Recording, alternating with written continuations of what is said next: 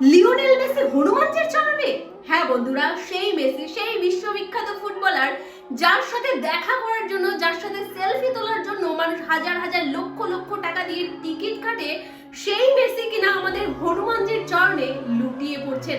আর শুধু তাই নয়, তিনি গলায় ধারণ করেছেন রুদ্রাক্ষের মালা, বেলকাঠের মালা, কপালে তিলক। কি অবাক লাগছে না? অনেকে হয়তো বলতে পারেন যে এটা এআই এর ছবি। না, একদম না, এটা অরিজিনাল।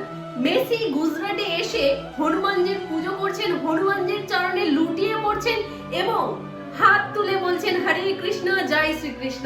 গতকাল বিরাট কোহলিকে দেখা গিয়েছে গলায় তুলসী মালা ধারণ করেছেন, যিনি কিনা আগে নাস্তিক ছিলেন, ভগবানে বিশ্বাসী ছিলেন না, তিনি আজ পরিবর্তন হয়ে গলায় তুলসী ধারণ করেছেন। আর আজকে মেসি, যিনি কিনা বিশ্ববিখ্যাত ফুটবলার, যাকে ফুটবলের ভগবান বলা হয়, তিনি আমাদের হনুমানজির চরণে লুটিয়ে পড়ছেন। অথচ অন্যদিকে আমাদের কিছু সনাতনী আছে যারা মনে করে ধর্ম পালন করা হলো ব্যাকডেটেড, পুরনো। ধর্ম পালন করা গেও বা মূর্খের কাজ, অন্ধবিশ্বাসের কাজ। তাহলে আজ তারা কি করলেন? আমাদের সনাতন ধর্মকে তিনি সম্মান জানালেন, তিনি গলায় রুদ্রাক্ষের মালা পরেছেন।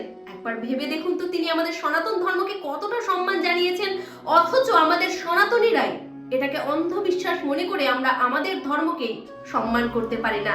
এটা সত্যিই লজ্জার। তাই আজকে বলতে বাধ্য হচ্ছি, এই মেসির এত এত ভক্ত রয়েছে যারা আমাদের সনাতন ধর্মকে শ্রদ্ধা করে না, আমাদের ধর্মকে নিয়ে টিটকারি করে, অন্ধবিশ্বাস মনে করে।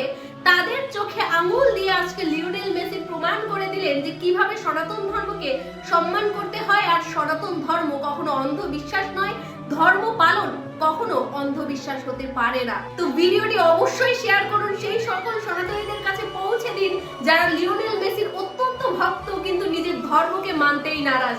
ভিডিওটি অবশ্যই শেয়ার করুন এবং গর্ব করে বলুন জয় সনাতন ধর্মের জয়, হর হর মহাদেব।